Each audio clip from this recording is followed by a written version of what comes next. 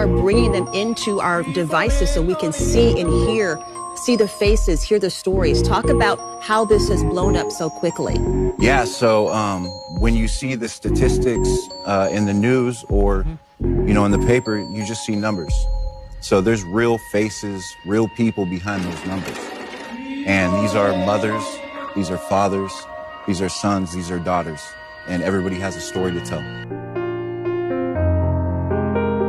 Was a high school senior, a high-achieving kid, just a great kid, full of heart and love and life, just like Luca. He had just turned in all his applications for college, and just this tremendous, bright future. He was an athlete, he was a scholar, he was the baby brother of 3 kids, and he was a musician, self-taught musician. Loved to play piano, just brought so much joy and goodness and light into the world. And this was not on my radar. Fentanyl was not on my radar.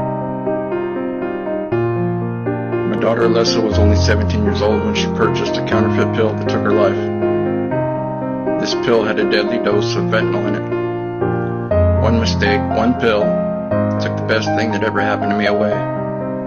She was an honor roll student. She liked to make people laugh and cheer them up when they were down. She was a beautiful soul. She was super creative. She had goals. She had dreams. Her laugh was the best. She helped so many people love themselves. She lived in spirits and made the world a better place. She tried every day to be the best version of herself. She was genuine, wholesome, authentic, and had a heart made of the finest gold. She loved animals and the sun and the moon.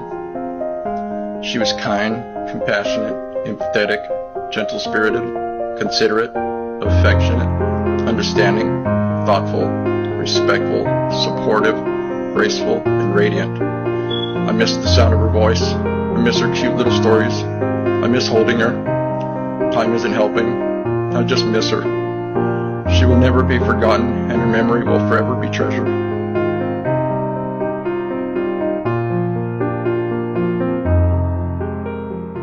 Victoria McCulley was mine and my husband's oldest daughter. She was 29 years old. She was very close to me. She was very close to her brother, and she adored her baby sister. Whenever I was younger, Victoria was the big sister that any little girl could ever want. She always would paint my nails whenever I wanted her to. We would always go in her room and watch Pretty Little Liars. I thought I was a big kid just like her. She was definitely my best friend. When Victoria was 16 years old, she had a major mouth surgery. After the medication, the recovery's done. Now she's back at school because she did homeschool during that period. And I later learned that within a couple of weeks, she was actually buying pain pills off the street from a friend.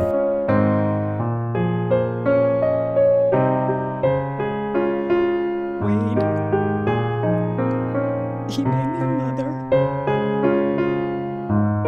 He was my firstborn, and I prayed to God when I was pregnant with him that God would bless me with a blue-eyed, dark-haired baby, and that's exactly what I got. And I wanted a son first, so that if I ever had a daughter, he could protect her, and that's exactly what I was given. And my beautiful son came into this world fighting for his life. When I was in labor with Wade, I began hemorrhaging. I work in OBGYN, and I knew that that was not good. And my placenta had abrupted, so it tore off the uterine wall. And when he came out, they had to resuscitate him. 19 years later, I never thought that my son would leave this world having to be resuscitated, and then he would stop breathing. It is the worst nightmare that a mother could ever experience. And my son was killed by fentanyl poisoning. last time I saw Rain, she came down for my 5-year-old's birthday. They were extremely close. Rain always told me the happiest day of her life was the day Ivy was born, my 5-year-old. And she came down, brought her some presents, and helped me with the birthday. Rain went to church with me on Easter Sunday.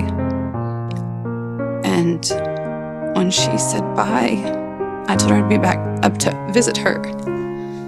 But I gave her a hug, and I just watched her drive away, and I watched her leave, and I was waving to her, and I had no idea that was going to be the last time I saw her alive. I think people need to be aware that, your child doesn't have to be a, drug user in order for this to, take their life. They can literally try it once. And from what I understand, my daughter didn't even consume an entire pill, and she's no longer here.